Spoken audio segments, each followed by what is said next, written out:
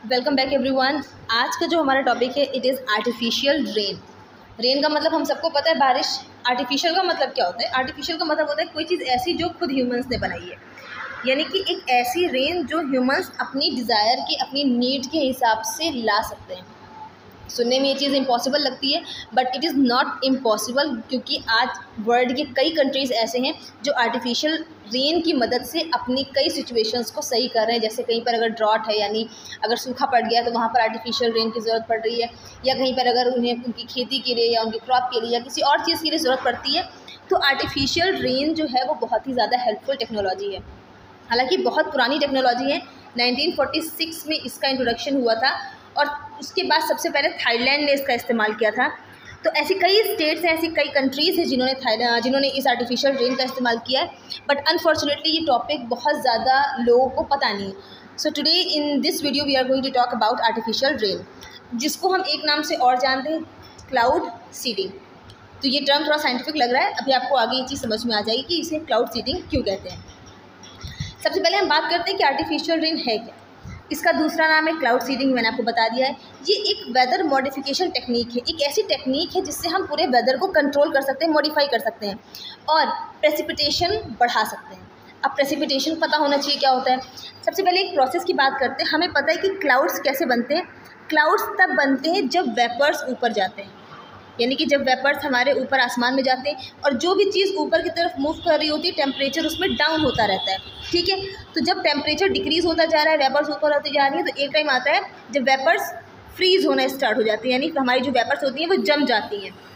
और यही वेपर्स जब कंबाइन हो जाती हैं, जब उनका वेट ज़्यादा हो जाता है, तो हमें रेन की फॉर्म में दिखाई पड़ती हैं। यानी प्रेसिपिटेशन इन क्लाउड्स का सिंपल सा मतलब ये होता है कि हमारे जो वेपर्स हैं वो कंडेंस हो जाएँ। उसके बाद आपसे कह रहा है it involves introducing certain substance. कुछ सब्सटेंस का हम लोग इंट्रोडक्शन कराते हैं। इंट्रोडक्शन का मतलब उसमें हम लोग डाल देते हैं क्या चीज़ है, सिल्वर आयोडाइड है, पोटेशियम आयोडाइड है, या फिर ड्राई आइस है। अब ये सारी चीज़ें आपको अभी समझ नहीं आ रही होगी, ये वीडियो के एंड में आपको सबको समझ में आ जाएगा। So let's begin. सबसे पहले हम उन साइंटिस्ट के बारे में, ये हैं साइंटिस्ट विंसेंट। इन्होंने इसकी डिस्कवरी करी थी। इनकी डिस्कवरी के पीछे बहुत लंबी कहानी है। ये एक ऐसी डिस्कवरी थी जिसको हम बोलते हैं सेरेंडिपिटी। मतलब ये एक ऐसी डिस्कवरी जिसकी इनको पता नहीं था कि ये डिस्कवरी हो जाएगी। ये अचानक से डिस्कवरी हुई और जो कि ह्यूमन काइंड के लिए अच्छी साबित हुई। इन्हें कुछ पता नहीं था कि ये डिस्कवरी क्या होने वाली है, but by chance, by the accident ये डिस्कवरी हो गई। He was the scientist. अब हम बात करते हैं क्लाउड सीडिंग वर्क कैसे करता है।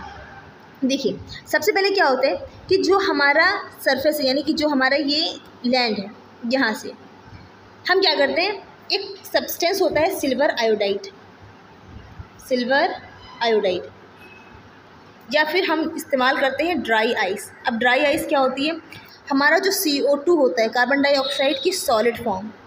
जब हम कार्बन डाइऑक्साइड को सॉलिड फॉर्म में रखते हैं, एक particular temperature, I think 47 degree centigrade होता है वो टेम्परेचर, इसमें मुझे थोड़ा सा डाउट है, पर एक स्पेसिफिक टेम्परेचर होता है जहाँ पर जो हमारी कार्बन डाइऑक्साइड होती है वो फ्रीज़ होती है, उसी को हम बोलते हैं ड्राई आइस। ठीक है, इस चीज़ को याद रखिएगा। और दूसरा एजेंट मैंने आपको बताया था सिल्वर आयोडाइड। तो क्या करते हैं हम लोग अपने एरोप्लेन से या किसी और मेथड से क्या करते हैं, हम उस सब्सटेंस को, ड्राई आइस हो या फिर सिल्वर आयोडाइड या फिर ड्राई आइस, उसे हम क्लाउड के ऊपर इंट्रोड्यूस करा देते हैं, उसके अंदर डाल देते हैं। अब ये करता क्या है, what is the function. Dry ice का एक फंक्शन ये होता है कि जो प्रेसिपिटेशन हो रही होती है वो उसकी रेट को बढ़ा देता है। यानी कि जो क्लाउड में मॉइस्चर होगा उसमें प्रेसिपिटेशन जब बढ़ जाएगा, जब कंडेंसेशन बढ़ जाएगा, तो जल्दी जल्दी से मॉलिक्यूल्स कंबाइन होना शुरू हो जाएंगे, और जितनी जल्दी कंबाइन होंगी उतनी जल्दी वो भारी हो जाएगा और एक ड्रॉप बन के वो सीधे पानी की तरह नीचे आ जाएगा। सिर्फ इतना सा मेथड है जिसका हमने पूरी टेक्नोलॉजी में इस्तेमाल किया है। हमने क्या किया है कि जो हमारा ड्राई आइस है, यानी जो हमारा सॉलिड कार्बन डाइऑक्साइड है या फिर सिल्वर आयोडाइड है, उसको क्लाउड में इंट्रोड्यूस कराया। क्लाउड में जो मॉइस्चर था वो अपने आप में ही और कंडेंस होता गया, और जैसे बारिश के लिए जब बूंद का बहुत भारी होना ज़रूरी होता है, वैसे ही इसकी वजह से सारे जो क्लाउड्स होंगे उनकी ड्रॉपलेट्स भारी हो जाएंगी और वो रेन करना स्टार्ट कर देंगी।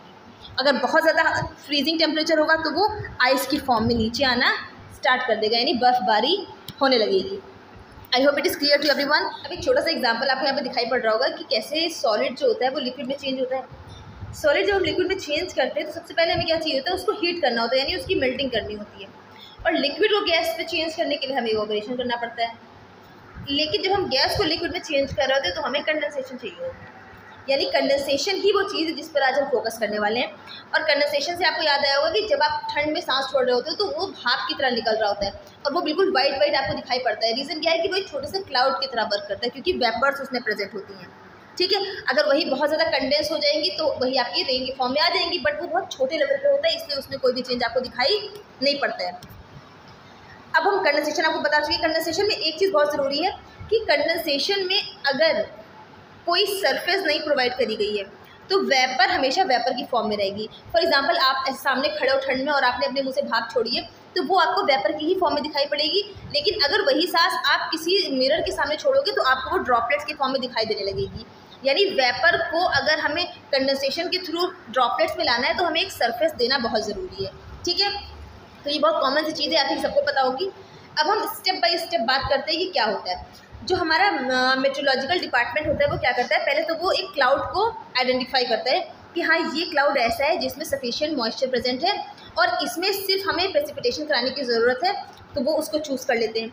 उसके बाद इस टाइप के एरोप्लेन से या आपके रॉकेट से किसी भी चीज़ से या फिर ज़मीन से ही सीधे मिसाइल के थ्रू उस क्लाउड पर हम लोग सीडिंग करा देते हैं। मतलब कि वहाँ पर हम लोग ड्राई आइस या फिर सिल्वर आयोडाइड इंट्रोड्यूस करा देते हैं। फिर उसके बाद क्या होता है, उसके बाद होता है क्या है, इसी को हम सीडिंग एजेंट बोलते हैं, यानी सिल्वर आयोडाइड या कैल्शियम क्लोराइड या फिर ड्राई आइस, इन सबको हम बोलते हैं सीडिंग एजेंट।